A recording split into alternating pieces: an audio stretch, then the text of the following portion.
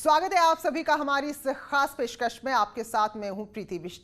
तो तपोवन में जो कुछ हुआ, जो तबाही आई रैणी गांव में, उसको 11 दिन बीत गए हैं और बढ़ते दिन के साथ फंसे हुए लोगों के जिंदा होने की उम्मीद घटते घटते नहीं के बराबर रह गई है।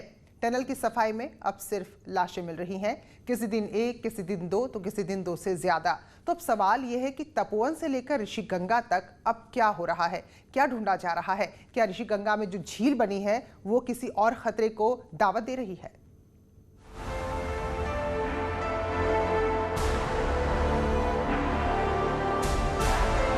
कोई झील का रास्ता साफ कर रहा है,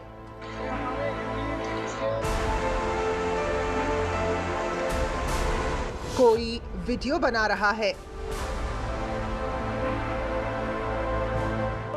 और इस संकट की घड़ी में हौसला बढ़ाने के लिए जवान नारे भी लगा रहे हैं। बोलो नंदा देवी की जय, बोलो नंदा देवी की जय, बोलो नंदा देवी की जय, बोलो आईटीबीपी की जय। एक दूसरे से रस्सी के सहारे जुड़े ये हैं आईटीबीपी के जवान। 7 फरवरी के दिन तबाही के बाद ये झील बन गई थी, जिसके बाद इसमें पानी इकट्ठा होने लगा। डर था कि कहीं ये भी कोई दूसरी तबाही लेकर ना आ जाए, इसलिए इस पर निगरानी रखी जा रही थी और इसी कड़ी में आईटीबीपी के जवान यहाँ पहुँचे थे। अब अभी हम जो है झील के बिल्कुल पास में ही है। यहाँ से तकरीबन झील लगभग 10 मीटर नज़दीक है और ये देख सकते चारों तरफ झील के चारों तरफ का जो है सीनरी है। जो स्टार्टिंग पॉइंट जो आपदा आई थी वो जो मेरे फ़ोन के डिस्प्ले में दिख रहा है सामने, उसी से अंदर से आया है, लेकिन इसने इतना बैग मारा है यहाँ पे जो कि ये झील बन चुकी है उस मलबा से। पहले तो जवानों ने झील के बहते पानी के रास्ते को रोकने वाले खरपतवारों को साफ किया, छोटे छोटे पत्थर हटाए, रास्ता दिया और फिर पानी में गिरे पेड़ से होकर दूसरी छोर पर जाने की कोशिश की, लेकिन ऐसा हो नहीं पाया। झील के मुहाने में थोड़ा पानी का बहाव को जो रुका हुआ है, जो मलबा को साफ करते हुए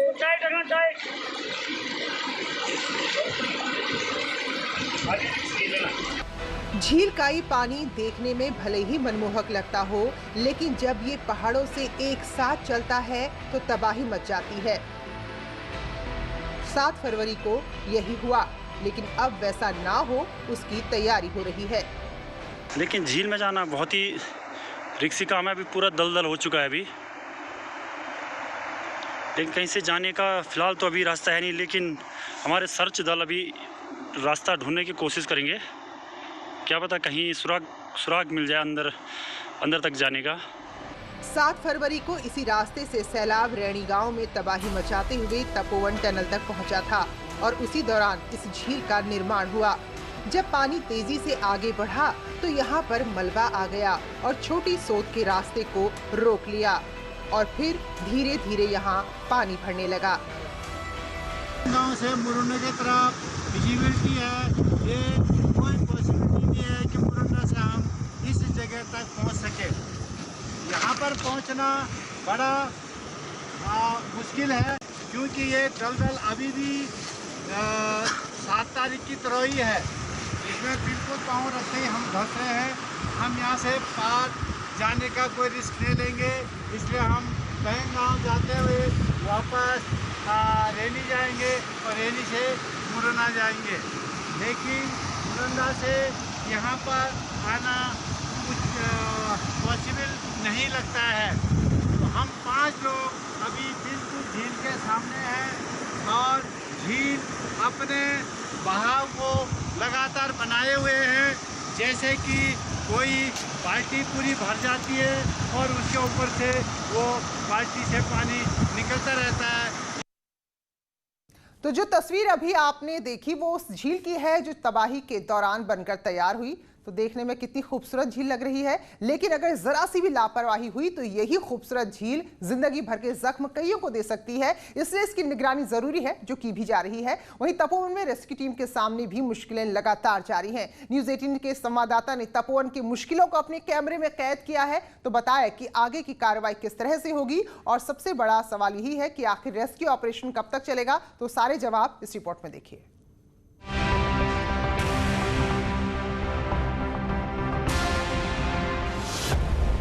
एक और ऋषिगंगा पर नजर, दूसरी ओर टनल में रेस्क्यू ऑपरेशन।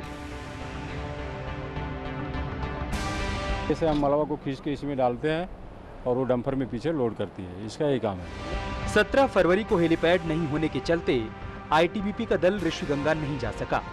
5 लोगों की टीम झील के मुहाने की सफाई कर लौट आई। तो वहीं टनल की सफाई के लिए जब मुश्किलें आने लगी तो हैंग लोडर मशीन लाई गई। जहां पर जेसीबी नहीं पहुंच सकती, जहां पर छोटे लोडर ले जाने में परेशानी होती है, वहां पर हैंग लोडर काफी कामयाब है।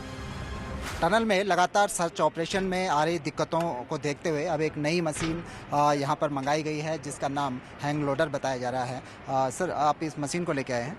जी सर। थोड़ा सा बताएंगे किस तरह से काम करती है क्या? सर ये तो सूखे के लिए, जैसे अंदर में टनल में ना, उसके लिए तो ठीक है, मतलब गीले के लिए इसका चैन में जो है ना मिट्टी फंस जाती है तो फिर रुकने का खतरा है। इसकी जरूरत क्यों पड़ी, इसको समझने के लिए आप इस वीडियो को देखिए। टनल के बाहर दलदल है और पाइप के जरिए पानी निकाला जा रहा है और इसी वजह से बड़े और भारी वाहन अंदर नहीं जा सकते। दलदल ने समस्या बढ़ा दी है। टनल के अंदर का पानी तेजी से रिस रहा है, जिसे इस पाइप के जरिए निकाला जा रहा है। तपोवन की इस टनल में पिछले 2 दिनों में सर्च ऑपरेशन को जारी रखने में बड़ी दिक्कतें सामने आ रही हैं। आप देख सकते हैं कि टनल के मुहाने पर ये पूरा कीचड़ यहाँ पर बन गया है और इसी तरह से टनल के अंदर अब बड़े पैमाने पर बड़ी मात्रा में पानी निकल रहा है। उस पानी को खाली करने के लिए ये पंप लगाया गया है।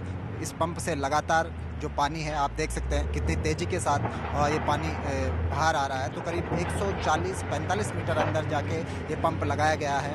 वहाँ पर लूज मग के साथ बड़ी मात्रा में पानी आ रहा है, जिसके चलते जो सर्च ऑपरेशन है उसको चलाने में दिक्कत हो रही है। ऐसी स्थिति में हैंग लोडर काम आता है।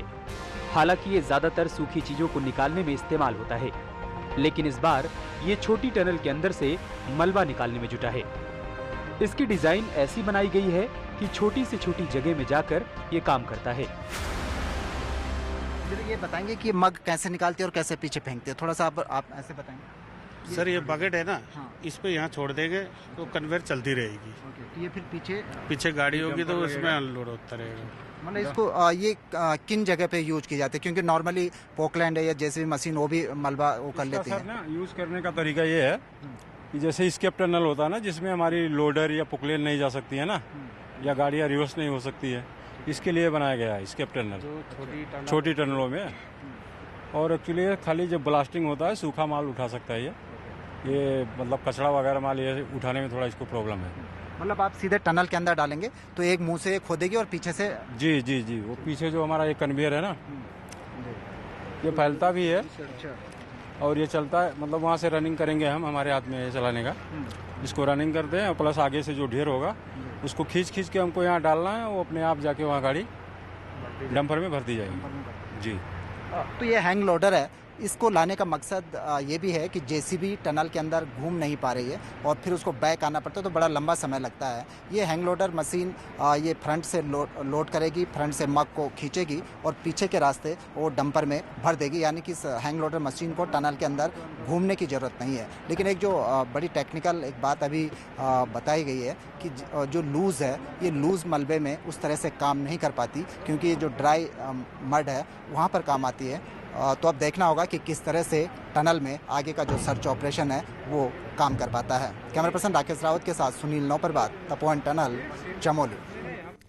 तो आपदा के दिन से लेकर 18 फरवरी सुबह 11 बजे तक सुरंग के अंदर से 13 लाशें मिल चुकी हैं और इसी के साथ कुल आंकड़ा पहुंच गया है 60, जबकि 144 लोग अब भी लापता हैं। उनके जिंदा होने की उम्मीदें भी लगभग अब खत्म हो रही हैं। अब सिर्फ इंतजार है कि किसी तरह बस वो जहां जिस हालत में है वो मिल जाए।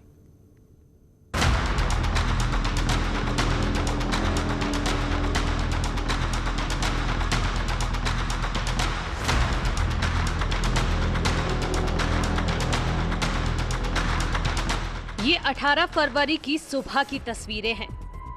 रेस्क्यू टीम जब मलबा हटा रही थी तो तपोवन प्रोजेक्ट में काम करने वाले मजदूरों की लाशें मिली। टनल से गुरुवार सुबह तक 13 लाशें निकाली गई। अब तक कुल 60 मृतकों में से 31 लोगों की पहचान हो चुकी है, जबकि 24 लोगों के शरीर टुकड़ों में मिले हैं, जिनकी पहचान के लिए डीएनए टेस्ट कराया जाएगा।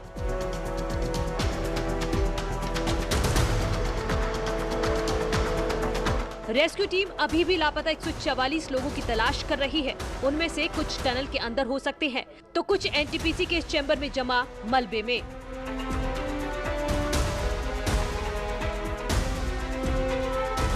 डीजीपी ने सोमवार की शाम को ही साफ कर दिया था कि बचाव अभियान दिन रात चल रहा है, लेकिन अब लोगों के जिंदा होने की आस नहीं है। ऐसे में रेस्क्यू ऑपरेशन 3 से 4 दिन ज्यादा नहीं चलेंगे। हालांकि साफ सफाई का काम अभी भी चल रहा है।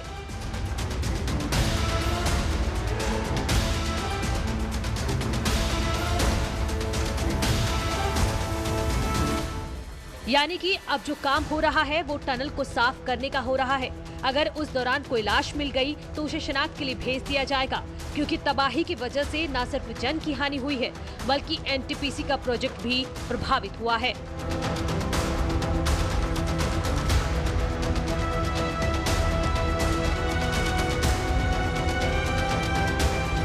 अब पूरा फोकस टनल को साफ करने और फिर से प्रोजेक्ट का काम शुरू करने पर है। इसके लिए प्रशासन के साथ एनटीपीसी की टीम नदियों के बदलते रुख और नई झील पर नजर बनाए हुए हैं।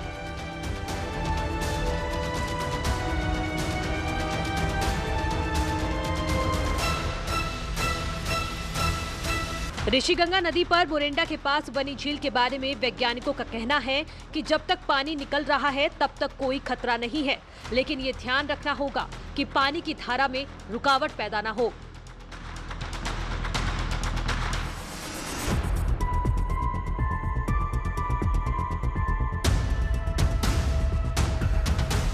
अगर नदी में कोई हलचल होती है तो इसकी जानकारी के लिए स्टेट डिजास्टर रिस्पांस फोर्स ने रैनी गांव के पास अलार्म सिस्टम लगा दिया है।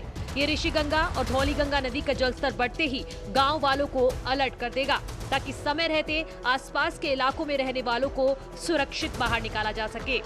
न्यूज़ 18 के लिए चमोली से सुनील नवप्रभात की रिपोर्ट।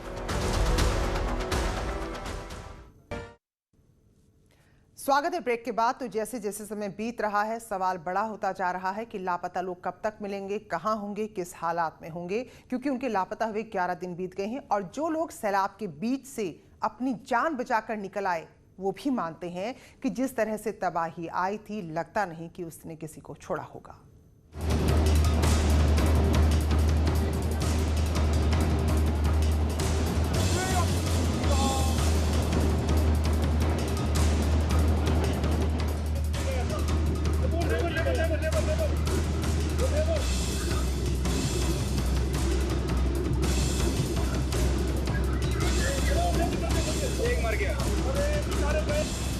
तबाही 7 फरवरी को आई और सैलाब का ये वीडियो 10 फरवरी को देश ने देखा।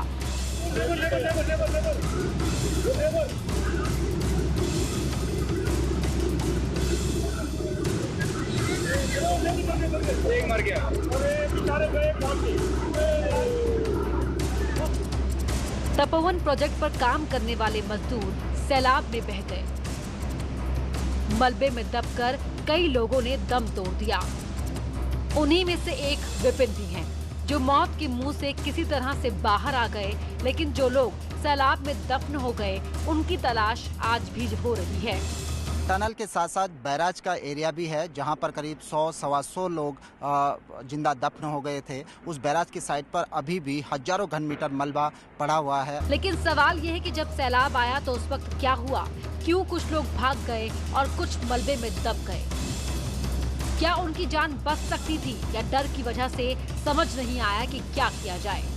इस बीच हम आज आपको एक ऐसे शख्स से मिला रहे हैं जो उस समय इसी सेल्टिंग चैम्बर में काम कर रहा था। पीछे से वो बवंडर आया, बाढ़ आई, बड़ी संख्या में जो यहाँ पर 125 लोग काम कर रहे थे वो इसमें दब गए।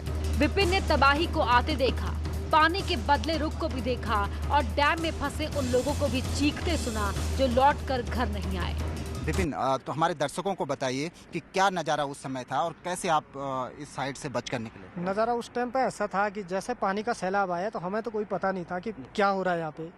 हमने तो पानी देखा नहीं पहले, लेकिन जब हम इस साइड पे जहाँ ये मशीन लमसम काम कर रही है, हम इसके नीचे खड़े हुए थे, तो जब पानी आया वहाँ से, तो ये हमारा बैराज साइड है, इनटेक साइड है, तो पानी यहाँ से ऊपर आया। जब पानी यहाँ आया तब हमारी नज़र ऊपर पड़ी कि ये क्या हो रहा है यहाँ पे। तो जैसे ही पानी का बहाव देखा तो हम पहले उधर को भगे, जहाँ ये मशीन लगी हुई है, मशीन से हम उधर को भगे पहले। फिर जैसे जैसे लोग कोई उधर से इधर को आ रहा है, समझ में नहीं आया कि ये हो क्या रहा है।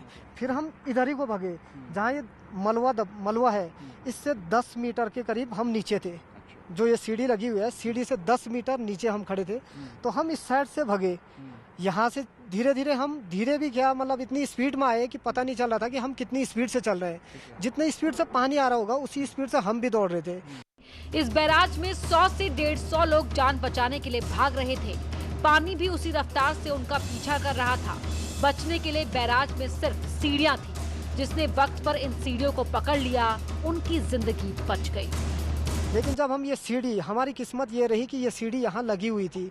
जैसे हम सीढ़ी के ऊपर आए, इस जहाँ पे ये दलदल दिखाई दे रहा आपको, इस दलदल से 10 मीटर हम नीचे थे। फिर वहाँ पे एक सीढ़ी थी, हम सीढ़ी पकड़ के हम ऊपर आए।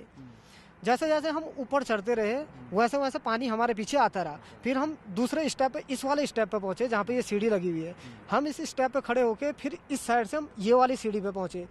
जैसे हम इस वाली सीढ़ी पे पहुँचे तो यहाँ भी दलदल आ चुका था इस वाले किनारे। फिर हम ऊपर वाली सीढ़ी पे पहुँचे, तब तक फिर पानी हमारे पीछे पीछे वहाँ पहुँच गया था। फिर हम वो जो बगल पे सीढ़ी है उस सीढ़ी से फिर हम ऊपर पहुँचे। उसके ऊपर एक सीढ़ी फिर दिखाई दे रही है, उस सीढ़ी से फिर हम ऊपर पहुँचे।